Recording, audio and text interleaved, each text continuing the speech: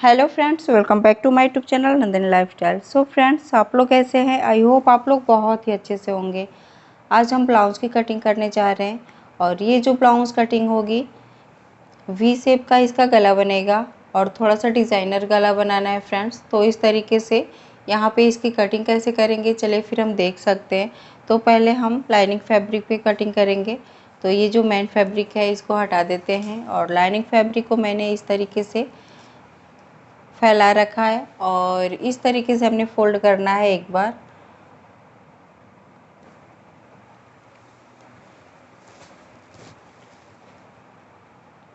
यहाँ पे जो लाइनिंग की फोल्डिंग होती है फ्रंट चेस्ट के अकॉर्डिंग होती है, तो यहाँ पे इस तरीके से फोल्ड कर लेना है और चेस्ट का मेजरमेंट लेना है। तो चेस्ट है 8 + ½ इंच।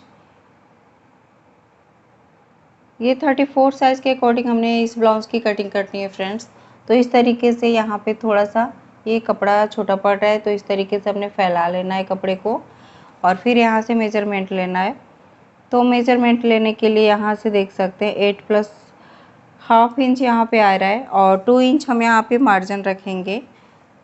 इस तरीके से देख सकते हैं यहाँ पे ये मार्जिन इतना रहेगा। इस तरीके से हाथों से प्रेस करना है और ये कपड़ा हमारा इक्वल हो जाए अच्छे से और यहाँ पे एक लाइन ड्रॉ कर लेना है। ये हमारा 8 + ½ इंच 34 के अकॉर्डिंग हमने यहाँ पे कटिंग करनी है।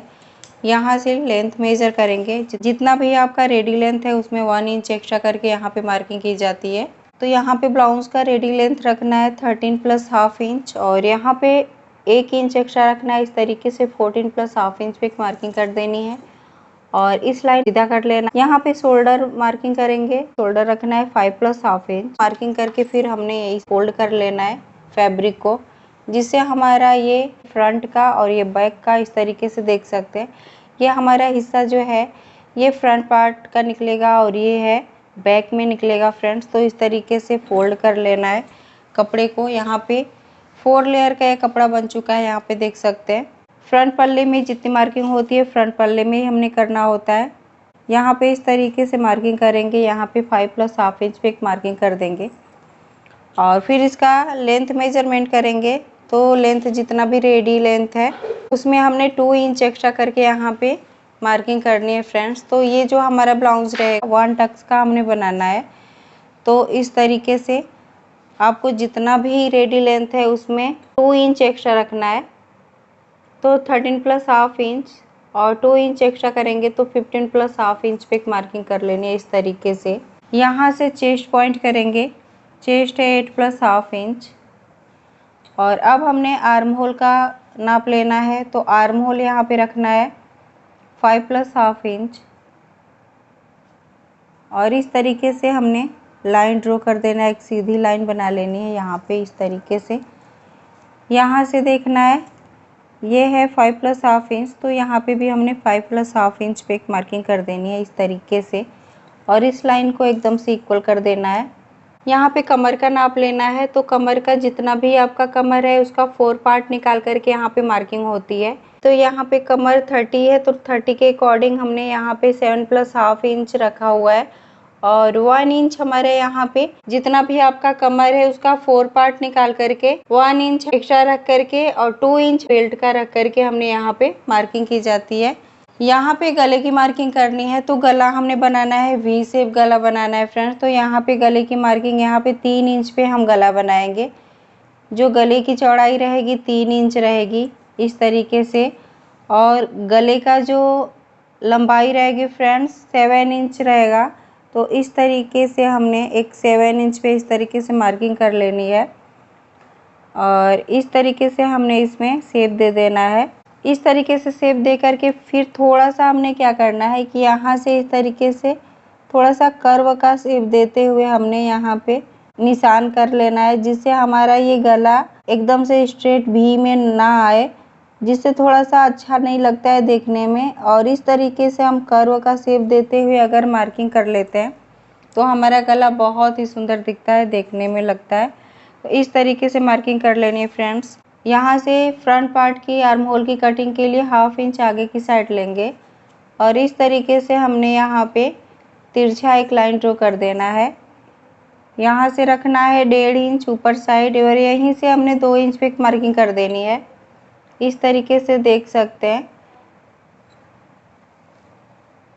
ये जो हमारा लाइन ड्रॉ किया हुआ है मैंने, ये फ्रंट पार्ट के लिए रहेगा और यहाँ से हमने ये बैक पार्ट के लिए कटिंग होगा।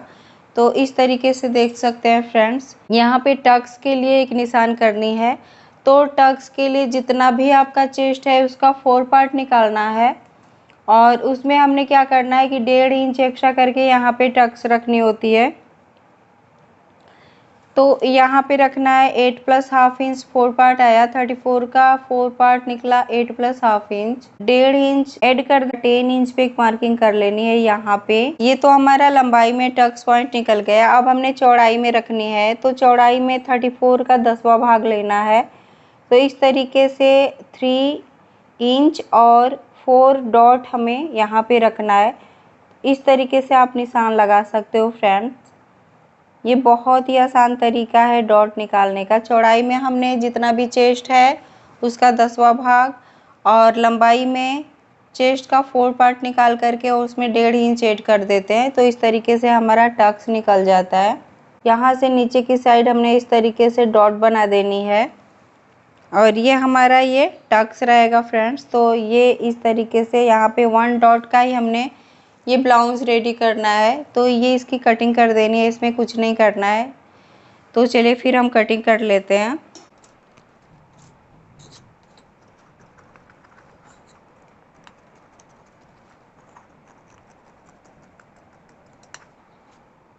यहाँ से दोनों पल्लों को अलग अलग कर लेना है जिससे हमारा फ्रंट और बैक अलग हो जाए।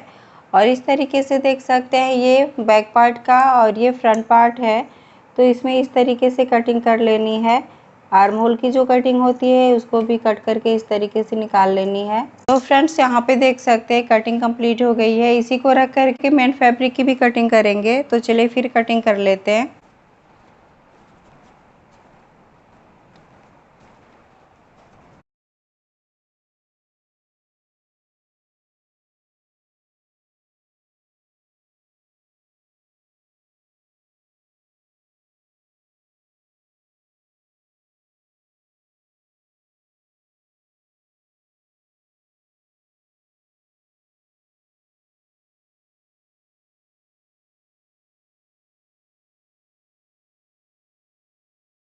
तो फ्रेंड्स यहाँ पे देख सकते हैं फ्रंट और बैक दोनों मैंने कटिंग कर लिया हुआ है। तो फ्रेंड्स यहाँ पे देख सकते हैं बैक और फ्रंट दोनों की कटिंग मैंने कर लिया हुआ है। अब इसमें हमने बनाना है वी शेप गला।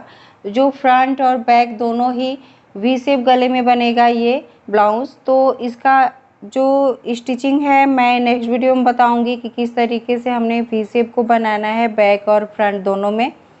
तो फ्रेंड्स आज की वीडियो आपको कैसी लगी और अच्छी लगी तो प्लीज़ मेरे चैनल को लाइक सब्सक्राइब एंड शेयर करिएगा। नेक्स्ट वीडियो मिलते हैं नए क्रिएटिविटी के साथ। तब तक के लिए धन्यवाद।